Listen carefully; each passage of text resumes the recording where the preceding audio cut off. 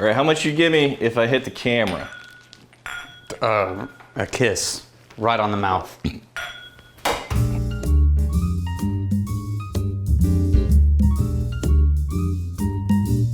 Welcome to the Whiskey Vault. I'm Daniel. I am Rex. Oh, Elijah Cricket. This is the final Jason Chow donation. Cue the crickets! Yes, the crickets and... Because he's a rep, but he also donated it with his own money, and he's a member of the community. Jason Chow, you magnificent bastard!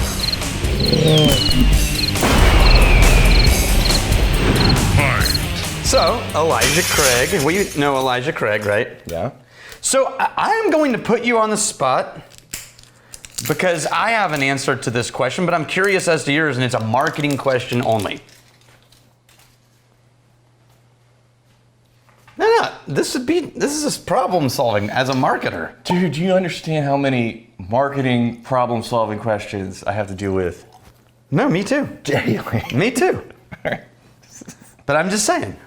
This is what I don't have to work. Marketing questions. This is what I don't have to work. That's what I do for a living here is answer marketing questions. My point. You act like you're the only one. These little slivers in the day. Yeah. Where you just get to drink whiskey and go for your own house. No, I'm just curious because I answered this question 2 years ago, or actually more like 4 years ago now, and I'm curious as to what you would have said. I answered it again more recently. So Elijah Craig, remember, Heaven Hill product. This is straight bourbon. Yep. This was a San Francisco wine trading company selection. Barrel serial number 5359476, floor 5, Rickhouse Q. Single barrel. But they proofed it down to 94. Okay. Wow. Right. Now I don't know if it's a single barrel. Hold on. It might be a single barrel. That's big old present, velvety, voluptuous. For a 94? Yeah. There's way more herbal. See, to me, Elijah Craig in the budget range is in the budget range of bourbons, and not budget, I mean like mellow corn budget. Yeah. But like reasonable price for a classic tasting whiskey, like Wild Turkey 101 or something like that, right? Yeah. Just great, just a damn good whiskey and not overly expensive. Can I say this is a really nice nose? Yeah, I was gonna say. Vibrant. This is way more grainy and earthy and rich than pure sugar sweetness. Yeah, and there's like this delightful honey, and it's not a sandalwood, but the aromatic intensity of a sandalwood. You know what it is? It's not actual sandalwood, it's a sandalwood incense stick. Okay. Like the fake sandalwood smell in the back of a there's shop. Nice vanilla. Honestly, every time I'm going back to this nose, I'm finding a new note. It's so dense, this nose. Yeah. It reminds me of those perfume sticks that shops started selling for a long time that had like a container of oil and then sticks sticking out of it. Okay. And it would release oil smell stuff into the air. Okay. And it was just like densely perfumed. It reminds me of that. Oh, and I think we're landing on a nice rich vanilla note. Keep coming back to it. And the vanilla, it finally almost gets to like I'm gonna go back a third time to confirm. Hold on. Almost, not quite an Irish shortbread cookie type of vanilla. I love On the that nose. palate. There's this pepper zing. Oh yeah, it's really nice. Wow. And then it switches up over time. Takes you on a little journey. Oh man.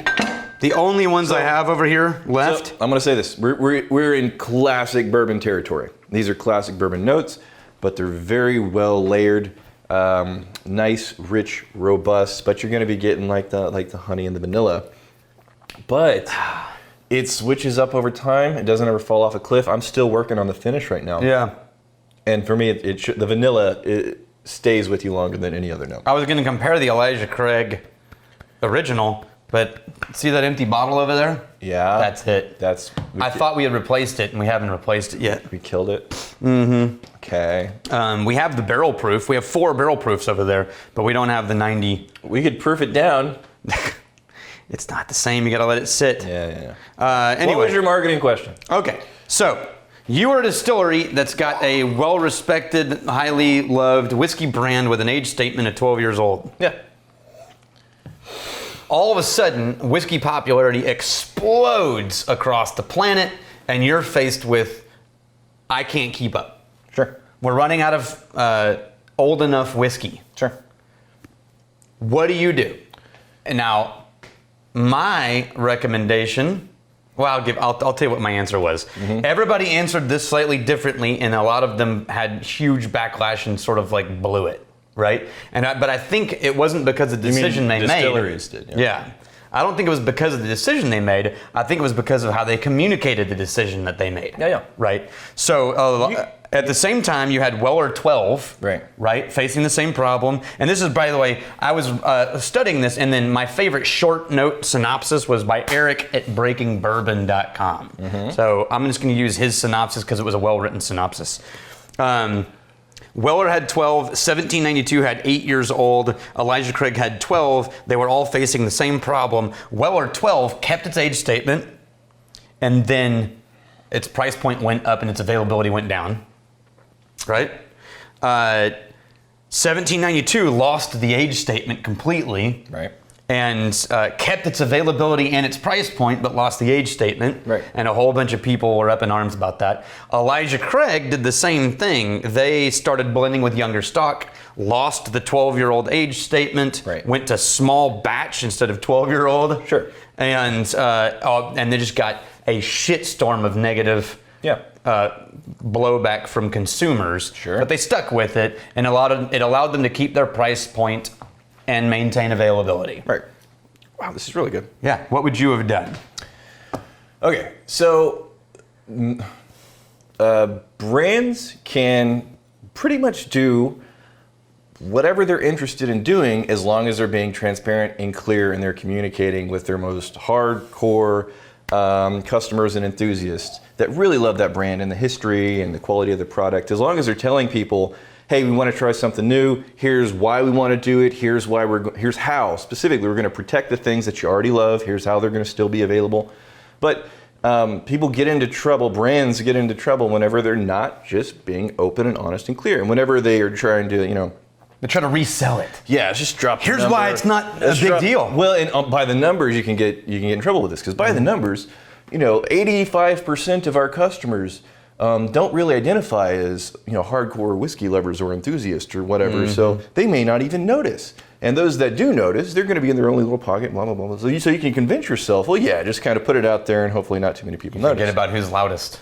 Who's loudest, but also are your biggest advocates. Right. And so if you lose your advocates, betrayed your core base. So this is a textbook example of why it's so critically important for brands to have much more engagement with people that absolutely love them. Like, it's hilarious. In the Whiskey Tribe, there's several brands that they'll do social media marketing, and they'll get like an agency, and they'll put together some clever visuals, and they'll do like an ad spend on various platforms. But they just won't talk to their most enthusiastic fans and customers like they're f***ing people, like they're human beings. Just be a human being. And there's brands that have so much more die-hard customers and enthusiasts in our community because the brand itself, they don't have that kind of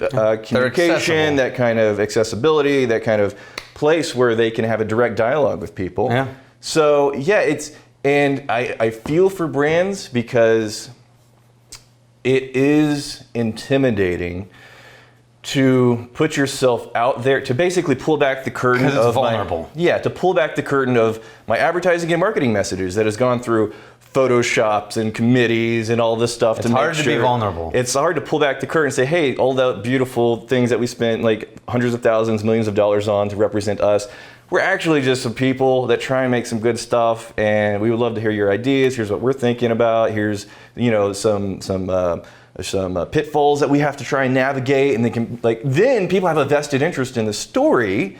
Not only how sexy of a campaign can you put out there, but what's actually going on. And like this whiskey that I know and love, I always want to be experiencing this, but what new things can they be trying out? So it comes down to people in a business being too intimidated to just be fucking human beings, because yes, as much as you can find a tremendous amount of response from people that are your advocates and they want what's best for you and the company and have that dialogue, that good relationship, there are people that no matter what you do, no matter how well intentioned, they're just going to drop a hot in your lap. And whenever you're being just genuine and honest and transparent, that's when it hurts. Yep.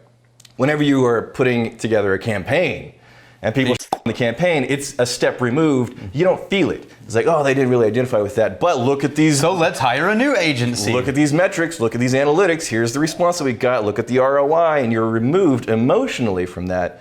But yeah, man, that's if people are willing to pull back the curtain and have that level of relationship with customers, they can do whatever they want, being open and transparent. But most brands aren't willing to do And you'll that. bring your fans along with you. My recommendation at the time was do both and tell the story.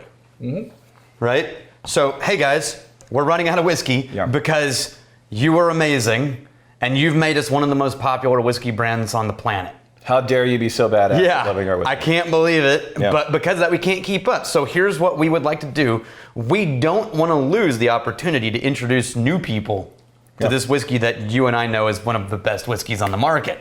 We are going to keep the 12-year-old whiskey, but we're going to cut back the volume of what we create on that. And it's only going to be accessible in like bars and select retail places, which means it's going to be really hard for you to get, but you'll always be able to drink it at a bar. At the same time, we're going to release a totally different whiskey, not to replace the 12, but just to make sure if you love Elijah Craig, you can still get it.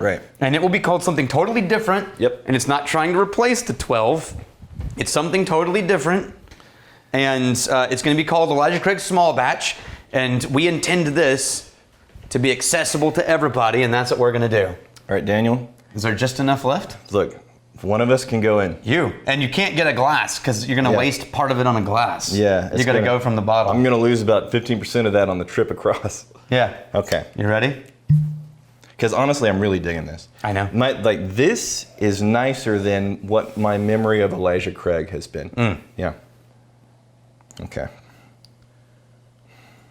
I'm going to go in here. Here's the Me too. This is a very rich, woody, but not overly tannic. It's got all the characteristics of a woody whiskey without the dry tannins of a woody whiskey. This is the 94 proof, just a standard. Oh, hallelujah, it's